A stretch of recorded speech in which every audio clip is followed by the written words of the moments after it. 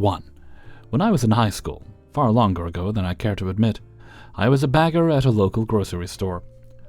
One of the policies of the store was that we had to offer to help everyone take their groceries out to their car.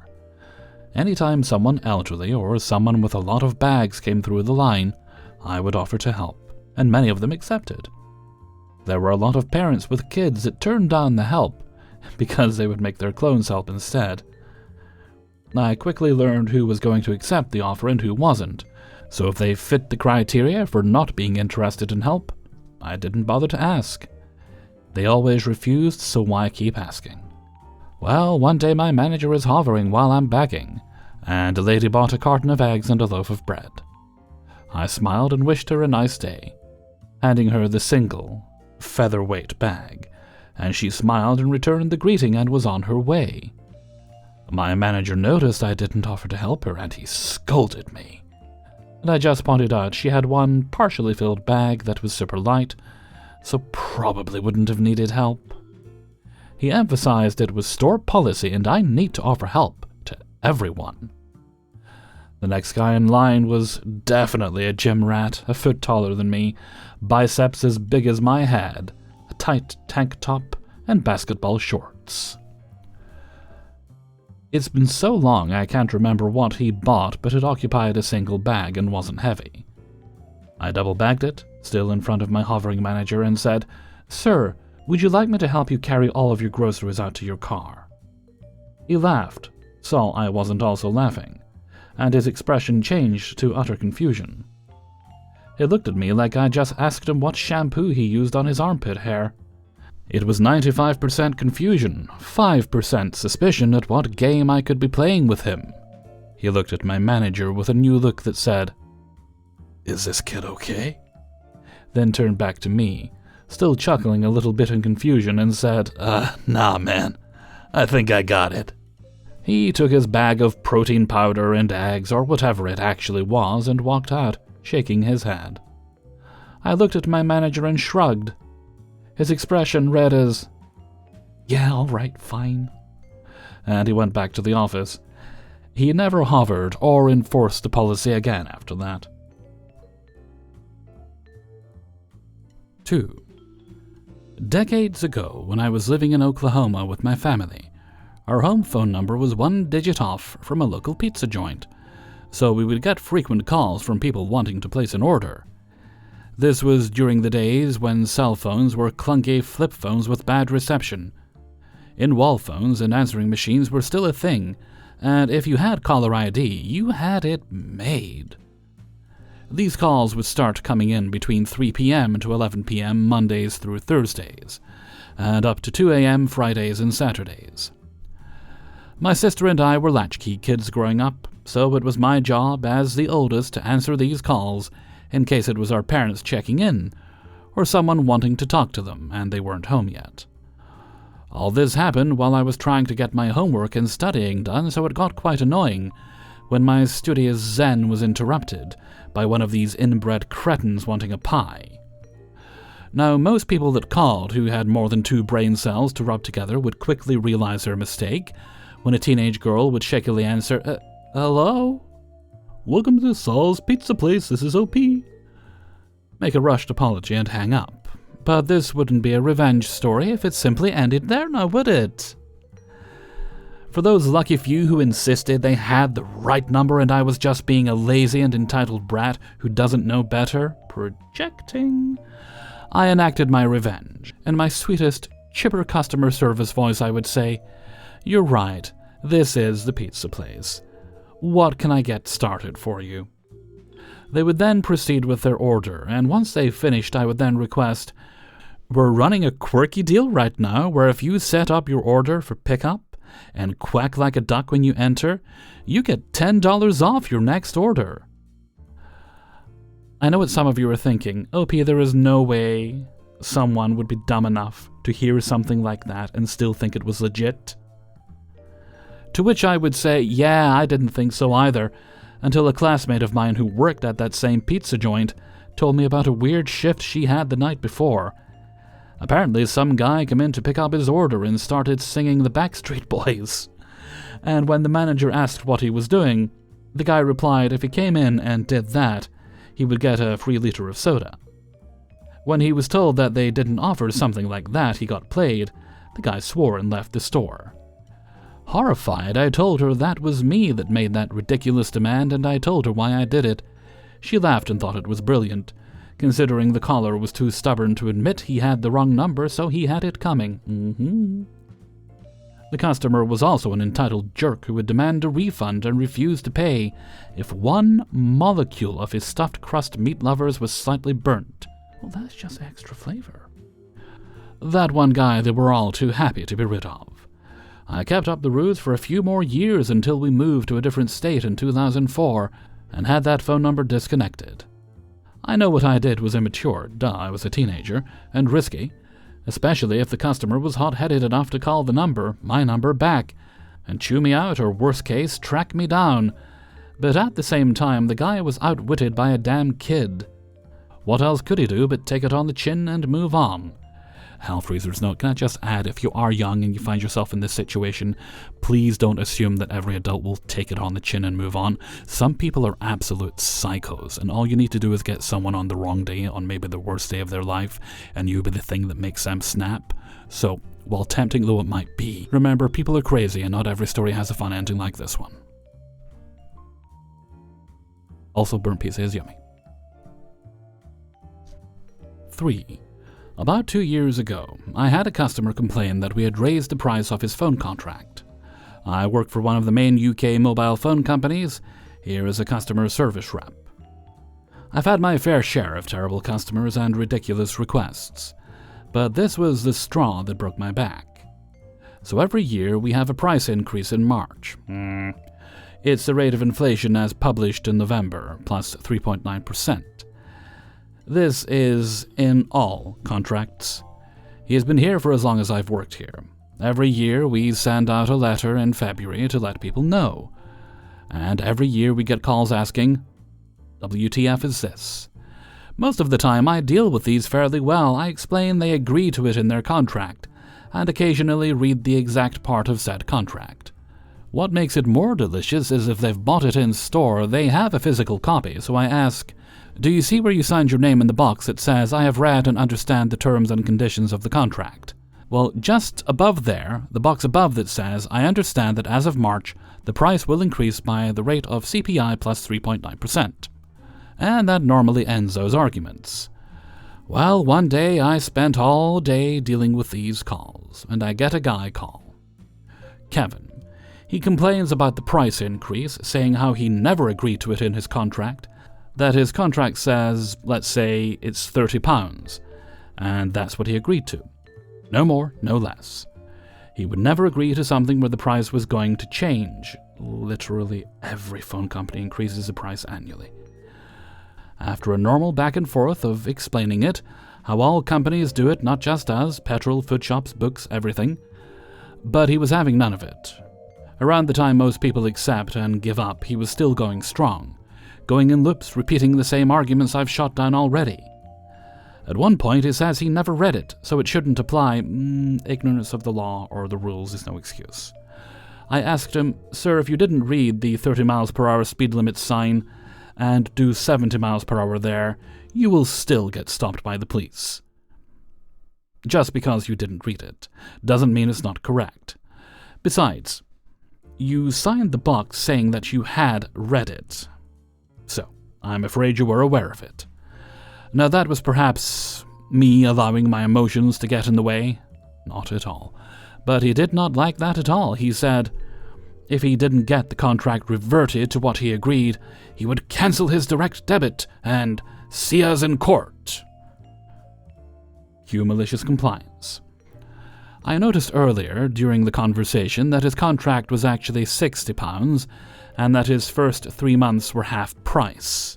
But the agent who added the discount added an undated 50% discount. Nice. Instead of the 3 months half-price discount that auto-removes. Well, given this call was an hour long and I was overdue my break, I finally said, okay, sir, on this occasion, I'm willing to waive the price increase for you and revert your plan to its original agreed-upon price.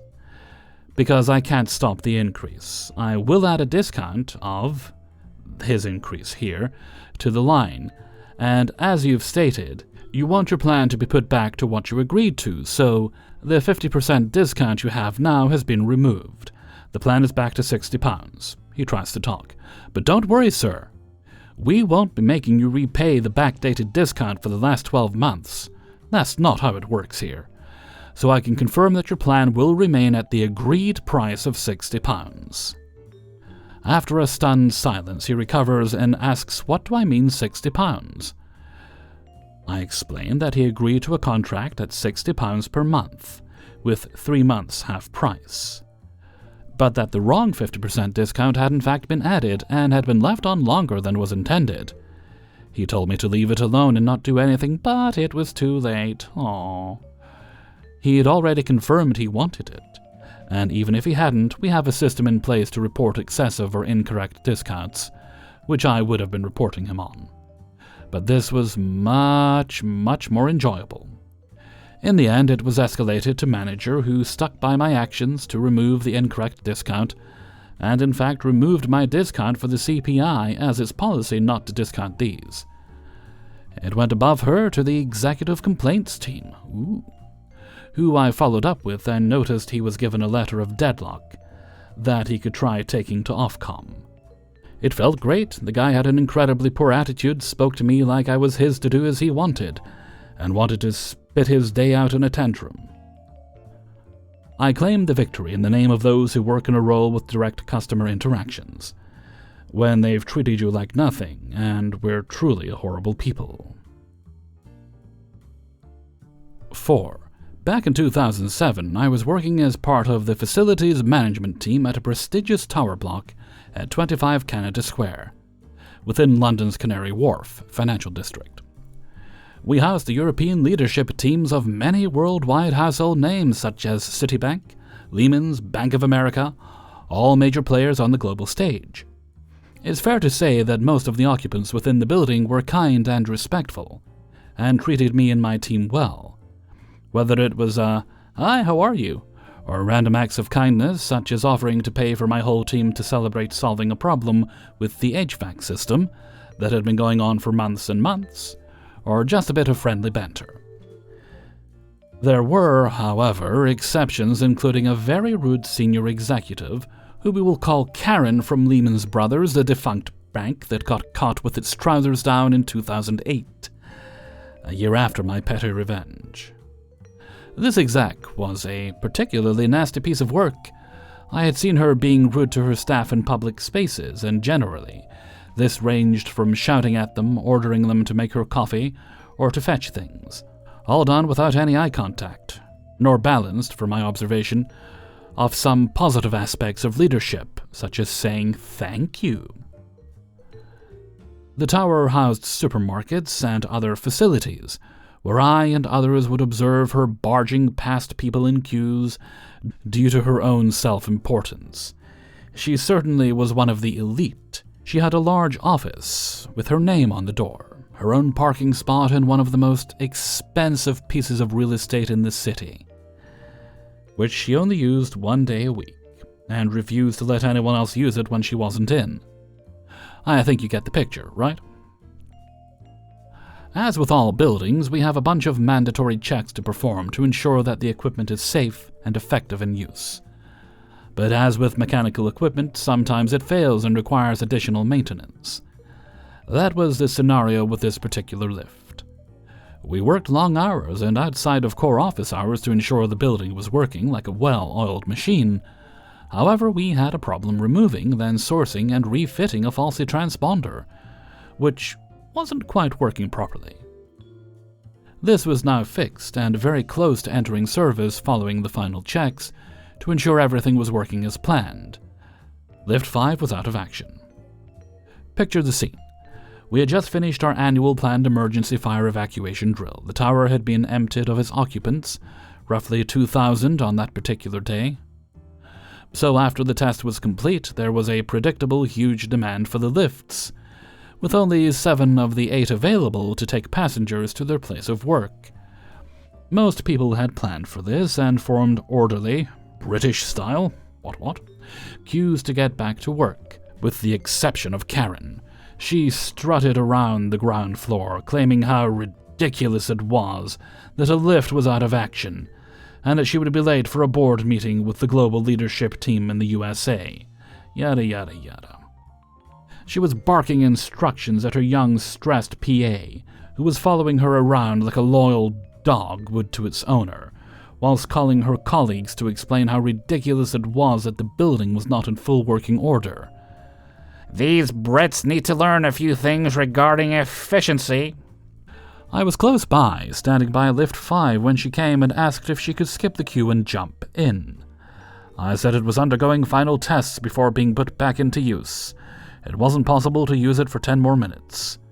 Clear signage showed the lift was not to be used. I explained I was sorry, but it wasn't possible. I had to take a radio call from David, the lift engineer, so turned my back slightly so as not to disturb her. Unfortunately for Karen, she had jumped into the lift alone, in the vain hope of getting back in time for her urgent meeting, despite there being clear signage at the entrance and inside the lift saying "Do not use." I turned around and saw the lift doors closing, just catching sight of her inside, and saw the opportunity to exact revenge. David, the lift engineer who was connected to the control system, waiting my command to commence the final transponder checks. This comprised the lift following a set test algorithm. It rose to each floor, then stopped for 5 seconds to ensure the floor sensors are calibrated properly, before repeating on every floor on the way back to the lobby. This whole process always took 10 minutes. So it transpired Karen had 10 glorious minutes in lift 5, surfing the 45 floors of 25 Canada Place in the heart of London's financial district, before arriving back in front of me with the doors opening, as I was radioed by Mark to confirm the test had been successful, and that the lift could be put back into use. I took great pleasure in using more of her valuable time as I asked for her name and company details, so I could record this as a health and safety incident in the logbook. She had failed to follow health and safety procedures, and in doing so was in breach of Lehman's agreement with the building owners and operators, so this was an important detail I had to capture and report to the company formally. Luckily, there were still a few people remaining who took great delight in seeing this terrible woman being held accountable for her actions. Normally, to get to the 25th floor would have taken her 45 seconds. It actually took her about 15 minutes. I did see her from time to time afterwards, but I never saw any change in her behaviors, sadly. Actually, the last time I saw her was in 2008, about a week before her colleagues from Lehman's were leaving the buildings with plundered IT equipment as they tried to ensure they got some value from the company that collapsed around them. Revenge was sweet. 5. I got my nails done this morning at the same nail salon I've been patronizing for almost 2 years. It has 1,000 plus great reviews online, and they have always done amazing work. They don't post their prices anywhere, but I've always paid $40 to $50. However, it hasn't been consistent, as in sometimes I would be asked to pay $50 and other times later $40. When I asked about the price, usually when it was $50, they would say I got a nice discount at $40 and the standard was $50. The $10 never bothered me, so I never made a fuss about it, and kinda chalked it up to more inexperienced front desk workers not tracking well to the established price. I also have gotten into the habit of asking the price before they start, but forgot to ask this AM because I was just getting my normal nails. Today I finished up my appointment, and the front desk told me it was $70. I was surprised because I got them done last month and I'm pretty sure it was only $40.